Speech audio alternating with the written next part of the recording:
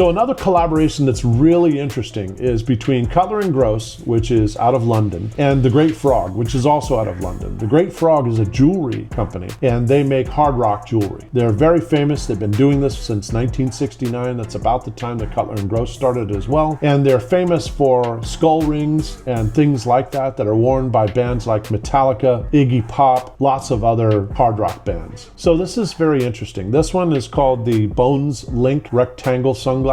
This particular pair is in a brush stroke Havana, and that's the colorway that I'm interested in because it's different. It's definitely different than anything I've ever seen. So the bone links, you can see them on the temple arms. They're actually made of sterling silver, so it's actual jewelry that's attached to the temple arm. There's also very interesting chain link core wire, which you can see in the top left picture. Another piece from the same collaboration is called the Lucky Diamond 2. And again, these are rectangle sunglasses. But in this case, you get the daggers on the front of the temples, and then there's a skull and crossbones on the side of the temples in like a diamond pattern. These are also in the brush stroke Havana colorway. And what I need your help on is I need to decide, I don't want to get both of these, at least not at once. I want to decide which of these should I get first. Which do you like more? Do you like the Bone Link sunglasses or do you like the Lucky Diamond sunglasses? So let me know in the comments what you think. There's also another one, the Reaper square sunglasses. These are kind of an oversized look. Iggy Pop is actually featured with these in a number of photos that are very famous. I think these might be a bit much. For me, this is kind of more Elton John kind of out there, and I'm not sure that I'm bold enough to pull this off. Let me know what you think of it in the comments. I love the colorway. I mean, the color is Bordeaux. That color is just fantastic. I wish they had that color in some of the other frames that they have. They have a number of other colorways too. They have a burgundy marble and a forest marble in a pair of frames, an optical frame